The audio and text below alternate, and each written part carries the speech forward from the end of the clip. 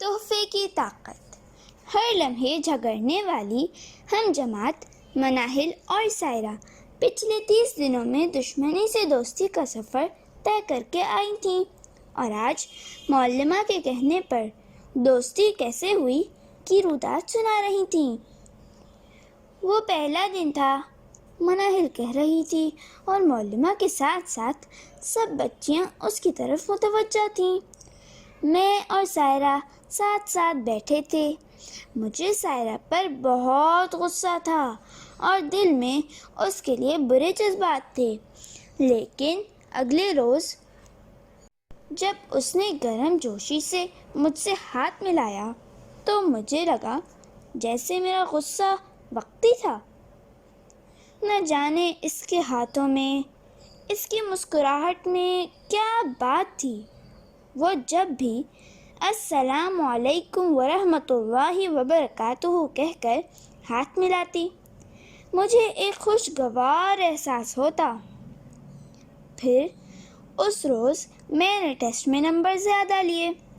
میرا خیال تھا سائرہ ہمیشہ کی طرح بہت برا منائے گی، لیکن ایسا نہیں ہوا۔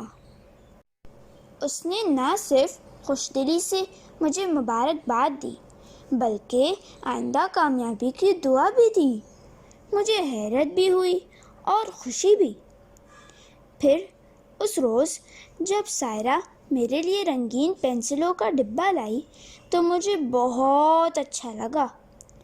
مناہل اب ٹھہر ٹھہر کر بولنے لگی۔ کوئی آپ کی کامیابی پر خوش ہو، آپ کو دعا دے، آپ کے لیے تحفہ لائے تو آپ خوشی محسوس کرتے ہیں۔ لڑنے کے بجائے کوئی مسکرا دے، طعنہ دینے کے بجائے دعا دے، اپنے لیے جو خود پسند کرے ویسا ہی پرخلوص تحفہ آپ کو دے، تو یہ ایک اتنا حسین احساس ہے کہ بیان نہیں کیا جا سکتا۔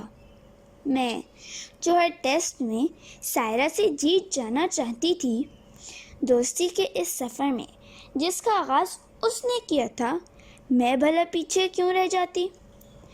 یہی سوچ کر میں نے بھی سائرہ کو کتاب کا تحفہ دیا۔ یہ تحفہ اس نے بہت خوشی سے یہ کہہ کر وصول کیا کہ وہ مجھے اپنا سب سے اچھا دوست سمجھتی ہے۔ سچ تو یہ ہے کہ میں اس دوستی پر بہت خوش ہوں۔ ہر وقت کے لڑائی جھگڑے سے نجات مل گئی ہے۔